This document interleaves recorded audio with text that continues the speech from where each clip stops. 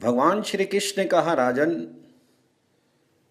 प्राचीन काल में अजपाल नाम के एक राज ऋषि थे। एक बार प्रजा ने अपने दुखों को दूर करने की उनसे प्रार्थना की। तब उन्होंने इस पर गंभीरतापूर्वक विचार किया और फिर नीराजन शांति का अनुष्ठान किया। राजन, आपको उस व्रत की विधि बतलाता हूं। हे पांडव श्रेष्ठ, राजा को पुरोहित के द्वारा इसे सविधि संपन्न कराना चाहिए। जब अजपाल राजा था उस समय राक्षसों का स्वामी रावण लंका का राजा था। देवताओं को उसने अपनी सेवा में नियुक्त कर लिया था। रावण ने चंद्रमा को छत्र, इंद्र को सेनापति, वायु को धूल साफ करने वाला, वरुण को जल सेवक, कुबेर को धन रक्षक, यम को शत्रु को संयत करने वाला तथा राजेंद्र मनु को मंत्रणा के लिए नियुक्त किया। मेघ उसकी इच्छा के अनुसार शीतल मंद वृष्टि करते थे। ब्रह्मा के साथ सप्तऋषिगण नित्य उनकी शांति की कामना किया करते थे। रावण ने गंधर्वों को गान के लिए, अप्सराओं को नृत्य गीत के लिए, विद्याधरों को वाद्य कार्य के लिए, गंगा आदि नदियों को जलपान कराने के लिए, अग्नि को गृहपत्य कार्य के लिए, विश्वकर्मा को अन्न संस्कार के लिए तथा यम को शिल्प आदि कार्यों के लिए नियुक्त किया।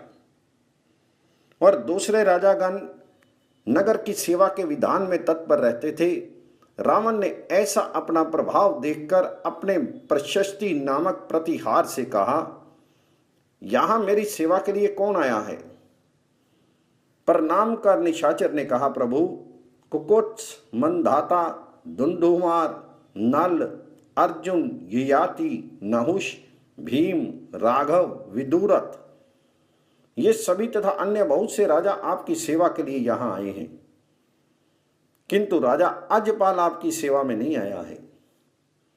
रावण ने क्रुद्ध होकर शीघ्र ही धूम्राक्ष नामक राक्षस से कहा, धूम्राक्ष, जाओ और अजपाल को मेरी आज्ञा के अनुसार ये सूचना दो कि तुम आकर मेरी सेवा करो, अन्यथा तलवार से तुमको मैं मार डालूंगा। रावण के ऐसा कहने पर धूम्राक्ष गरुड़ के समान तेज गति से उसकी रमणीय नगरी में गया और राजकुल में पहुंचा। धूम्राक्ष ने रावण के द्वारा कही गई बातें उसे सुनाई, किंतु अजपाल ने धूम्राक्ष के आक्षेप पूर्वक अन्य कारणों को कहते हुए लौटा दिया। तदंतर ज्वर को बुलाकर राजा ने कहा, तुम लंकेश्वर रावण के पास जाओ और वहां यथोचित कार्य संपन्न करो। अजपाल के द्वारा नियुक्त मूर्तिमान ज्वर वहां गया और उसने सभी गणों के साथ बैठे हुए राक्षसपति को प्रकंपित कर दिया। रावण ने उस समय भयंकर ज्वर को आया जानकर कहा कि अजपाल राजा वहीं रहे, मुझे उनकी जरूरत नहीं है। उसी बुद्धिमान राज ऋषि अजपाल के द्वारा ये शांति प्रवर्तित हुई है। ये शांति सभी उपद्रवों को दूर करने वाली है, सभी रोगों को नष्ट करने वाली है। कार्तिक मास के शुक्ल पक्ष की द्वादशी तिथि में सायंकाल भगवान विष्णु के जग जाने के बाद ब्राह्मणों के द्वारा विष्णु का हवन करें। वर्धमान अर्थात एरंड वृक्षों से प्राप्त तेल युक्त दीपिकाओं से भगवान विष्णु का धीरे धीरे नीराजन करें। पुष्प, चंदन, अलंकार, वस्त्र एवं रत्न आदि से उनकी पूजा करें। साथ ही लक्ष्मी, चंडिका, ब्रह्मा, आदित्य, शंकर, गौरी, यक्ष, गणपति, ग्रह, माता पिता तथा नाग सभी का नीराजन अर्थात आरती करें। गौ, महिष आदि का भी नीराजन करें। घंटा आदि वाद्यों को बजाएं। गौओं का सिंदूर आदि से तथा चित्र विचित्र वस्त्रों से श्रृंगार करें और बछड़ों के साथ उनको ले चलें और उनके पीछे गोपाल भी ध्वनि करते चलें। मंगल ध्वनि से युक्त गौओं के नीराजन उत्सव में घोड़ों आदि को भी ले चलें।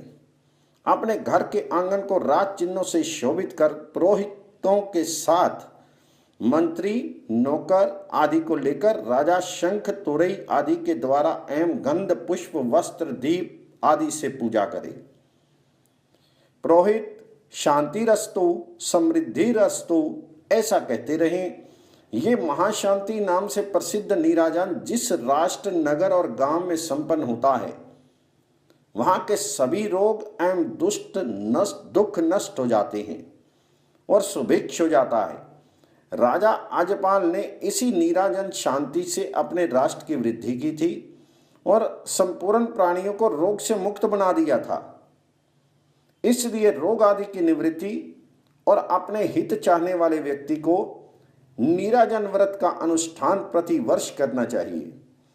भगवान विष्णु का जो नीराजन करता है वह गौ, ब्राह्मण, रथ, घोड़े आदि से युक्त एवं निरोग होकर सुख से जीवन यापन करता है।